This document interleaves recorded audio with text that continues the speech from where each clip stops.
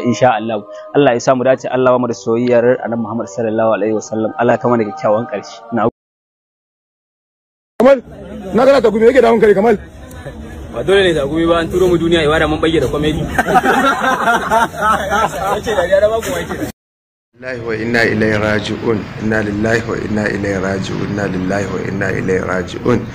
Kullu nafsin dha'iqatul maut. Duk mai rai sai ya dandana, sai dai in bata zo ba lokacin ka biyi ba.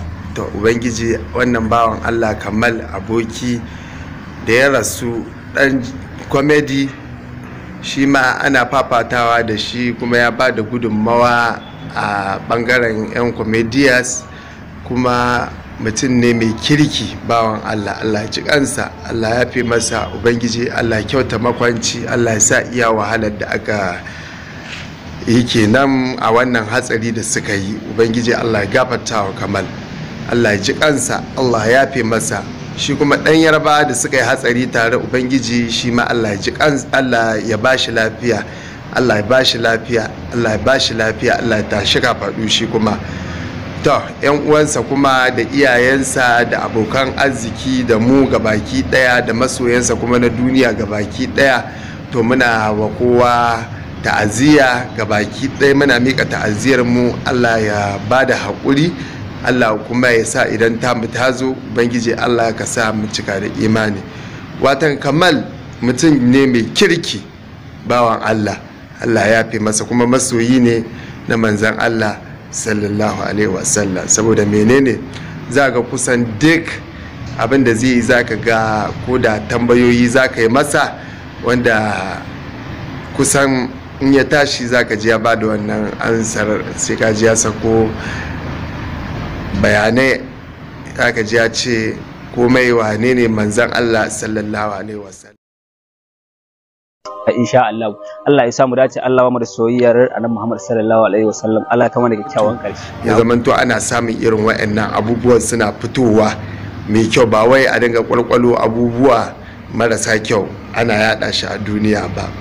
Kuma zaka ga mai tunani ne wanda zaka ga wani lokacin ya zauna yayi ta gumi yayi shiru shi kadai, zaka jin kana mai tambayoyi zaka je na cewa to ai wane ne comedy kaza kaza kaza kaza, zaka yana yawan tuna lahira, yana yawan tuna Allah.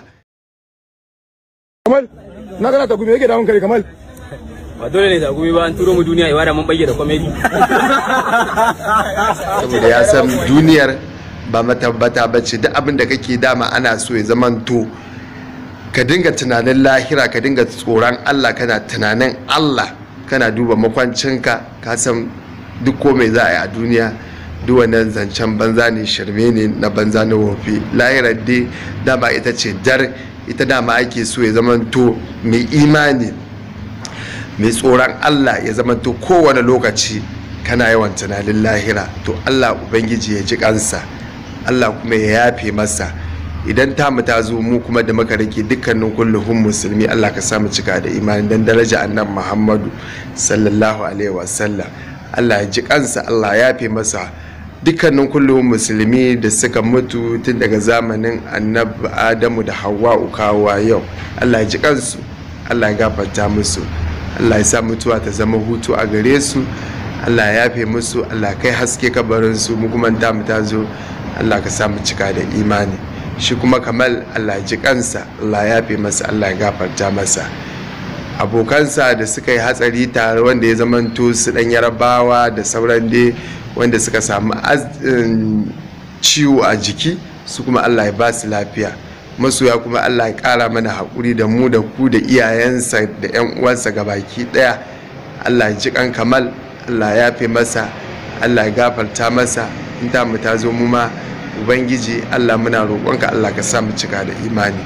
Allah ka yafe wa dukkanin kulluhun musulmi da suka mutu gabaki ɗayan mu, Allah ka sa mu dace, Allah ya yafe masa. Muna mika ta'aziyar mu ga masoya Kamal gabaki ɗaya.